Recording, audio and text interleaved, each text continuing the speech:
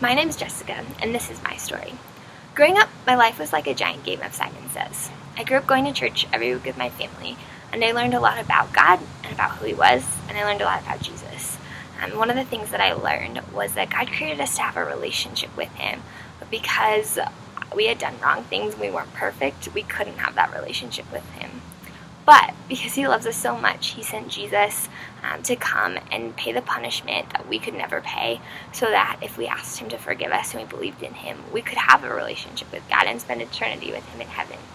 So at 5, that sounded really good to me because I knew I had done enough things to not be perfect, and I really wanted to go to heaven when I died. And so I asked Jesus to forgive me and to come into my heart, and I thought I was pretty good. And so the rest of my life, I lived as if God was Simon of Simon Says, and He had this whole list of things Christians are supposed to do, this whole list of things we're not supposed to do, and it was up to me to perform perfectly and fulfill everything on that list. And so I tried really hard. And the thing that I looked to as proof that I was doing okay was whether people liked me, whether they thought I was a good kid. And in elementary school, it worked. I thought I did things. I was the kid who knew all the answers and did everything I thought right. And people liked me and wanted to be friends with me and wanted to know me. And so it made sense to me, and so I kept living like that.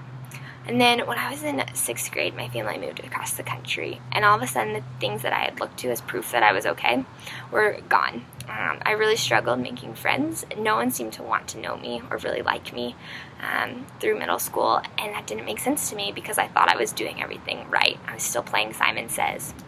So I got really angry with God and blamed Him and didn't want anything to do with Him anymore. But that would have been the ultimate fail at Simon Says.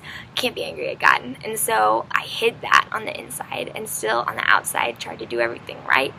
Tried to look like I was really happy and the good Christian kid who loved to be at church and loved to answer questions and talk about God. When on the inside, I was miserable. And that continued through middle school until I was in 8th grade. And through some people who I got to know, I learned that Jesus came, yes, to save me so that I could spend eternity with Him in heaven, but also so that I could have a relationship with Him right now, so I could know Him because He knows me and loves me so much. And it wasn't because I did things right, but it was because Jesus had already forgiven me, and Jesus did everything right for me. Even when I wanted nothing to do with Him, even when I was not lovable at all, Jesus loved me enough to come and die for me. And I realized I wanted a relationship with God. I didn't want to just live trying to do everything perfectly and do everything right. And so God slowly started teaching me what it looks like to have a relationship with Him through reading the Bible and praying and talking with other people about God.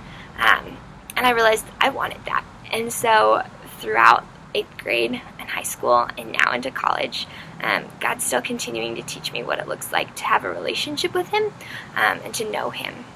And I still fight every single day to believe that Jesus loves me, not because of what I do, but because of who He is, and that I don't have to perform perfectly.